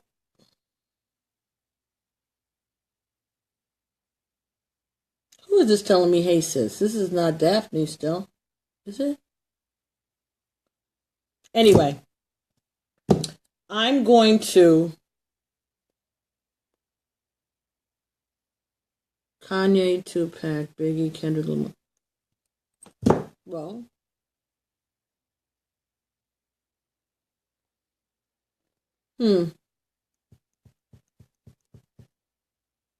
really? Tupac and Biggie and Kendrick Lamar? All Geminis.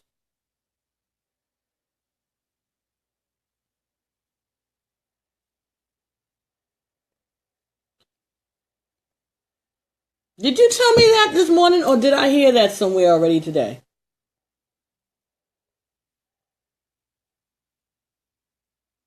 I heard that somewhere today. In exactly that order. Kanye, Tupac, Biggie, and Kendrick Lamar, all Geminis. Somebody said that already to me today.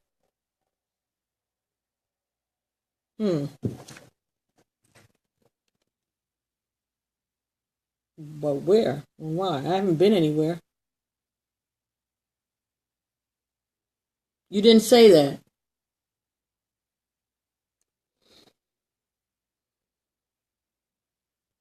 I heard it exactly in that order.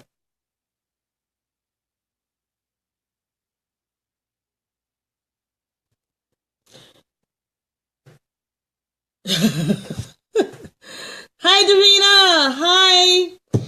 How's the baby? Oh, he's a big man now. He's no baby.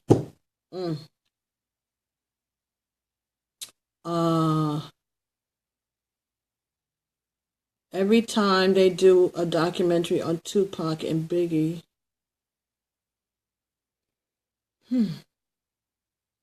But why did I hear that today?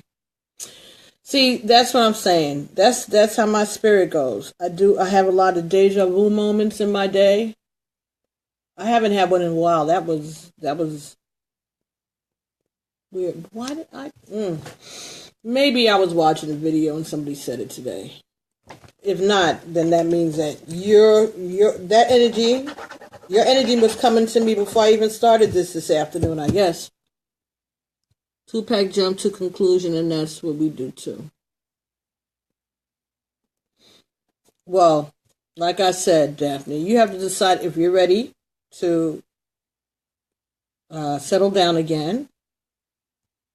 And since you have so many choices, hi, Joanne. Joanne and Jason.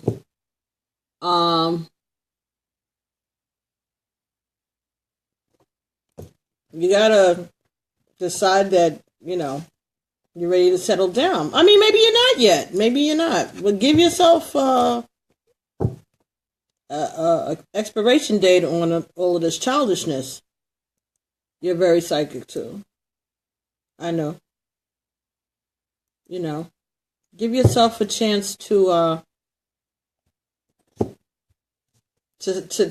be able to go on to the next level. Like I said, Peter Pan needs to grow up. If not, you'll end up like the president, 71 years old, still acting like a fool. Not saying that you're acting like a fool at all. I'm just saying, being childish.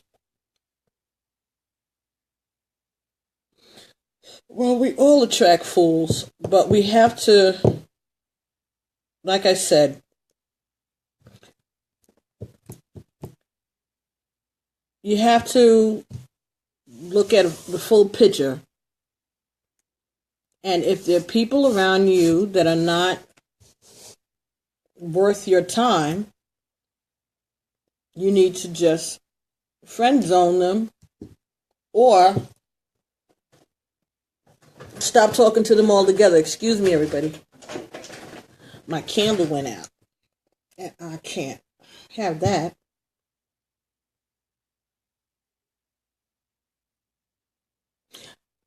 I love the smell of this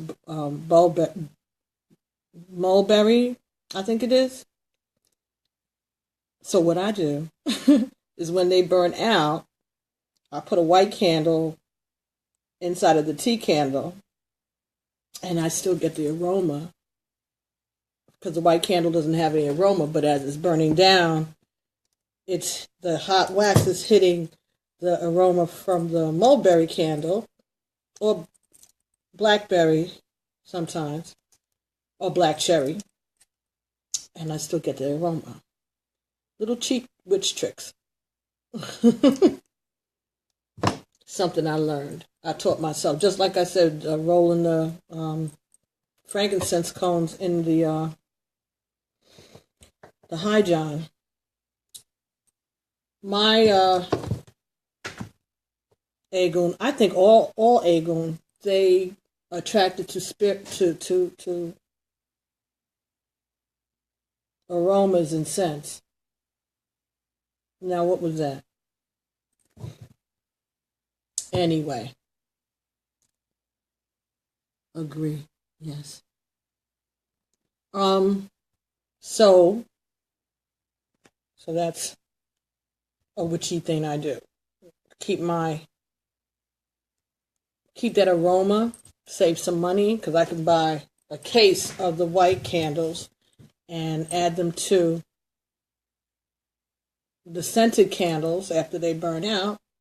As long as they're in a good protective tea light holder, can do this forever.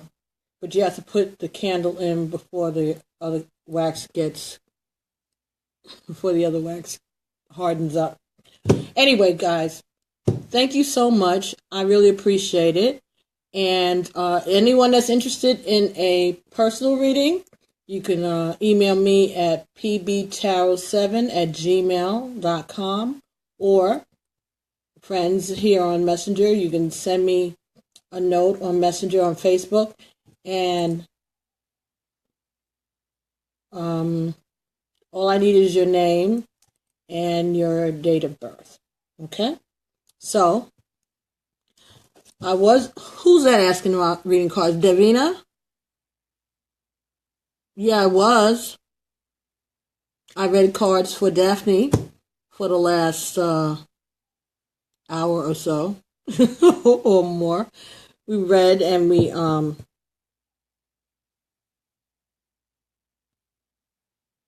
read the cards and we talked and we got messages. But this is Facebook Live, so there are people that see spirits. Absolutely, absolutely. Some people see spirits and they can handle it, and other people see them and they can't. And it also depends on what the spirit is. Some people see spirits general, not just somebody that they know. And you have to be careful with that too, because if spirits are attracted to you, they'll hang around.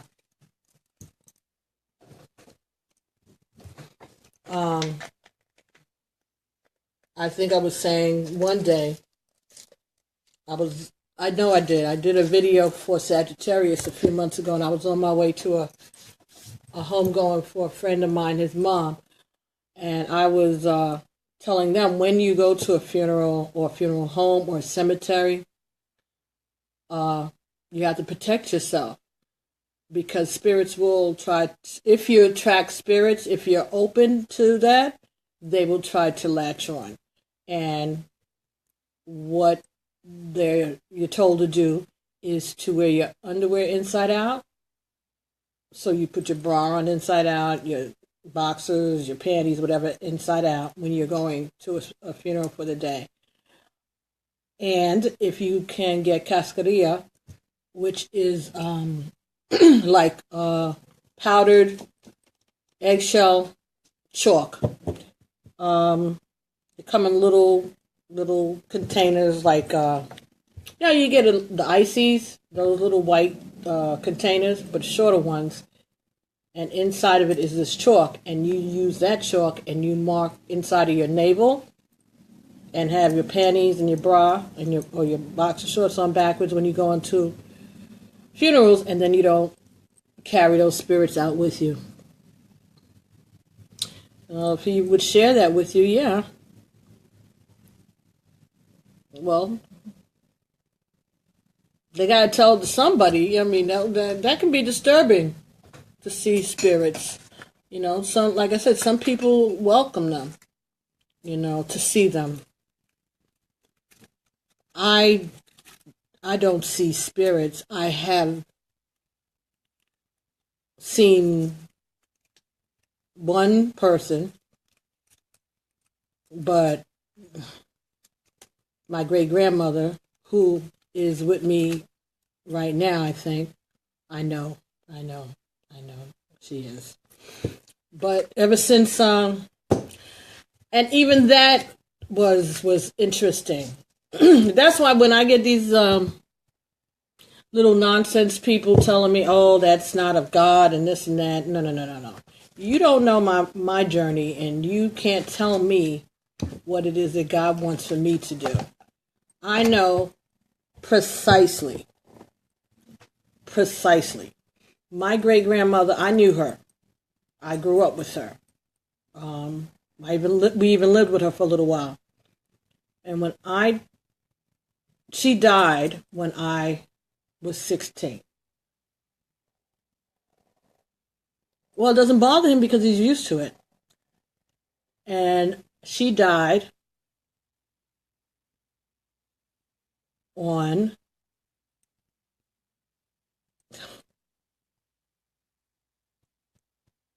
March 15th, 1976. That's wild. And I remember it, and that's your friend's birthday. Synchronicity. This is what happens all day with me. So anyway, I know that because the boy that my boyfriend at the time, my first boyfriend, his birthday was the same day. So what happened is, all right, I'm telling this crazy because I got distracted when I looked at that number. Okay, so in 1975, I guess. It was his birthday. I was at home. He was coming over that afternoon on his bicycle. And I had a dream the night before that my great-grandmother had died. And she was alive. And I got so upset. I was so upset. And I was like, he was all happy because it was his birthday. And I was like, yeah, well, I had a dream that great-grandmother died. But she was alive. A year later, exactly on that day. Exactly a year later on that day. And I have cousins and uncles who are on Facebook, and they will tell you. She died exactly on that day, a year later. I didn't even want to go to the funeral because I swore up and down in my little 16-year-old head that I had killed her. And my grandfather, I remember at the funeral home, I didn't even want to go in. I had to go because I was her oldest great-granddaughter, right? But I was going to stay outside, and I couldn't go in because I felt like I had killed her because I had this dream exactly a year previous, and here she was dead exactly on that day. And I was just...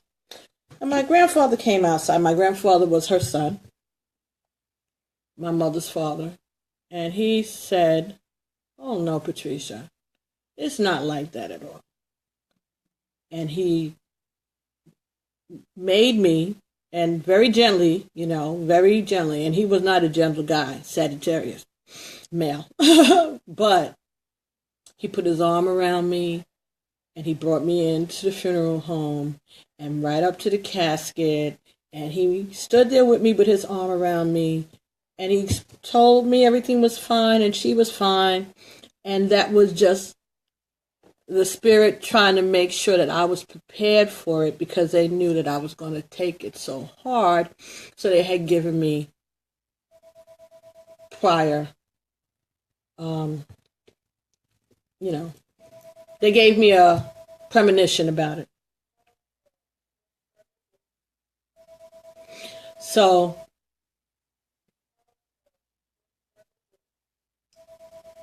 I'll call them back too. So anyway, so that was the first concrete kind of experience with spirit. Then, a few years later, after I had my daughter, I'd just given birth, maybe a few weeks, and I was in Brooklyn, walking down Flatbush Avenue,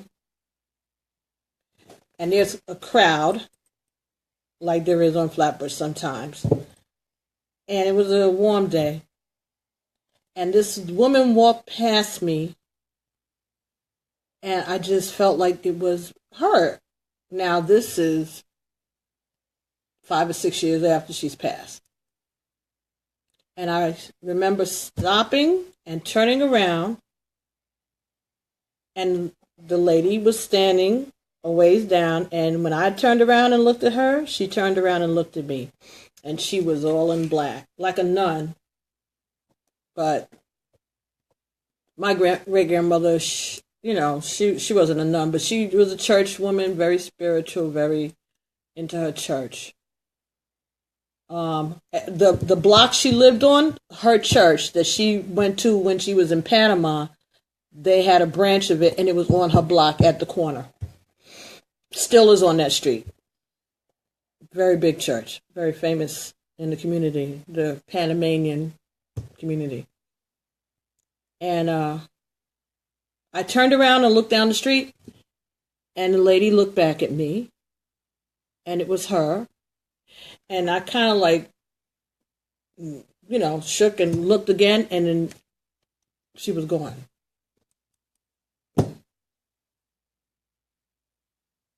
And when I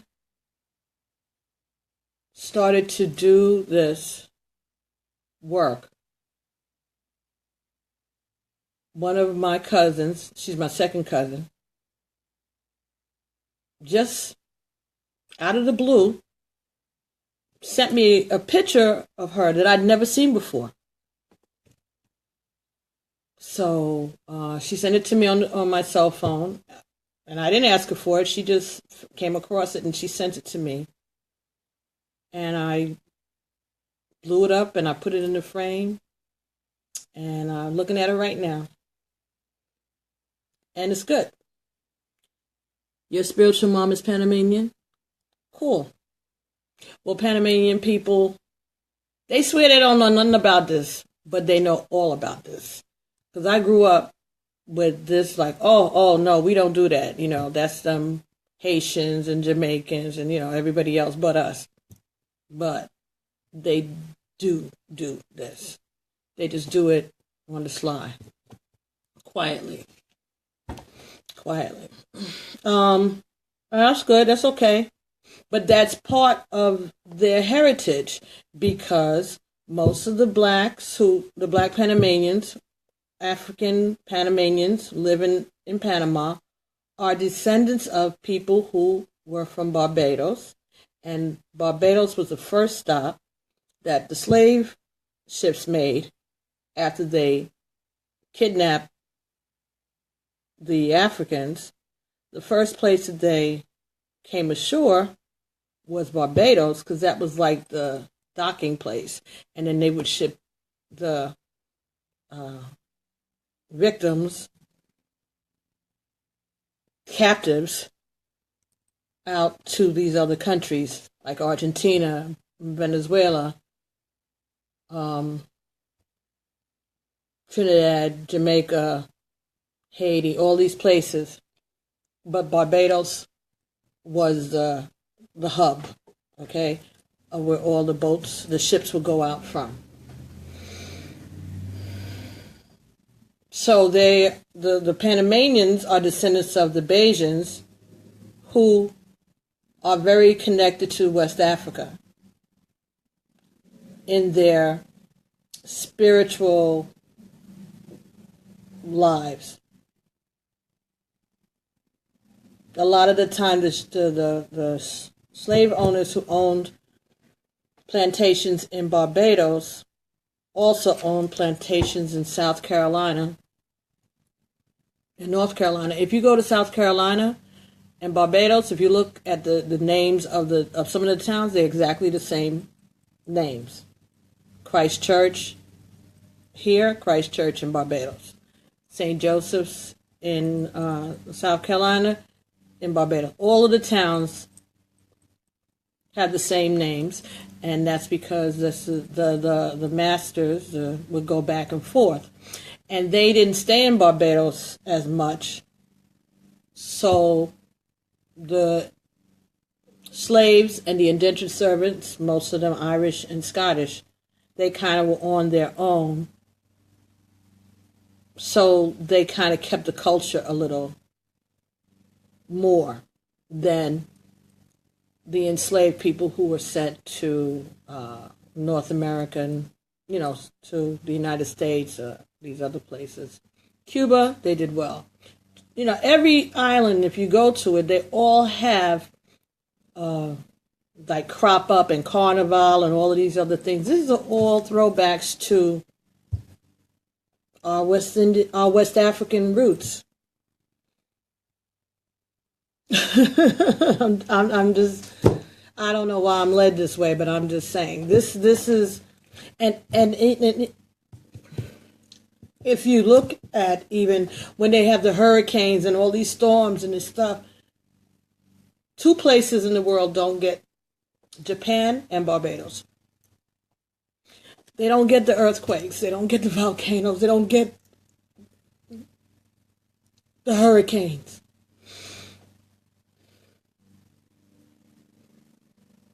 But everything up the coast of the United States, all of these islands, and the Bermuda Triangle is right there in the route of the slave ships. That they say that these ships go through and disappear and nobody knows what happened to them. Well, guess what? That's how we felt when you were snatching people out of their homes, out of Africa, and taking them away, never to return again. So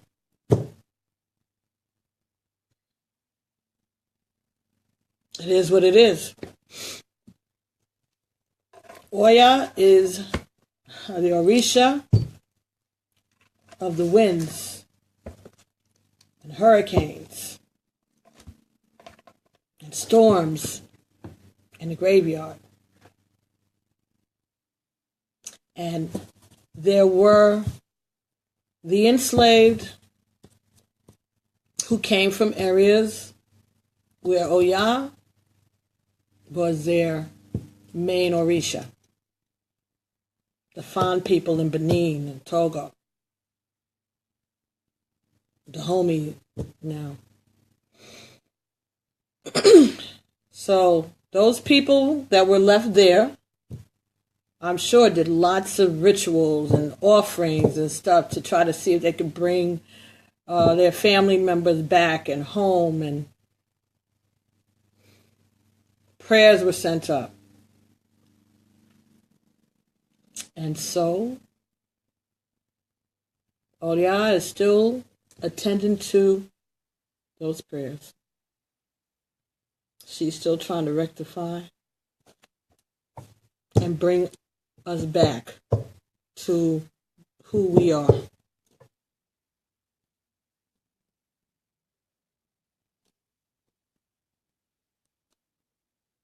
Oh, you can't get my audio? Am I not loud enough? I think this is as loud as I can have it. Nope. Yep. Yeah, I'm as loud as I can have it. Maybe I have the microphone behind something. Blocked. Sorry, folks. But, I don't know. Look and see. Maybe on your screen, there might be a little icon with a speaker with an X next to it. Hit that. Sometimes they do that on the videos. I've noticed that. When you pull it up, you can't get the audio. You have to unmute it. There might be an icon on your screen. But I'm getting ready to cut out of here anyway. I'm sure I have taken up enough of everybody's time. Anyway, anybody that's interested in a personal reading, you can send it to me through my Messenger account. If not, send me an email at pbtarot@gmail.com. pbtarot7. Sorry, pbtarot7@gmail.com. Just make sure you give me your name and your date of birth. And if there's someone else that you're interested, in, give me their name and date of birth too. And I'll get back to you as soon as I can with that information, okay? So thanks everybody for hanging out. I have more cards to unbox, so we'll be doing this from time to time, okay? So thanks, Steve. Thanks, Daphne. Thanks, Davina. Thanks, everybody. Have a blessed day, okay? And as always, Ashe, Amen, Alafia, and peace.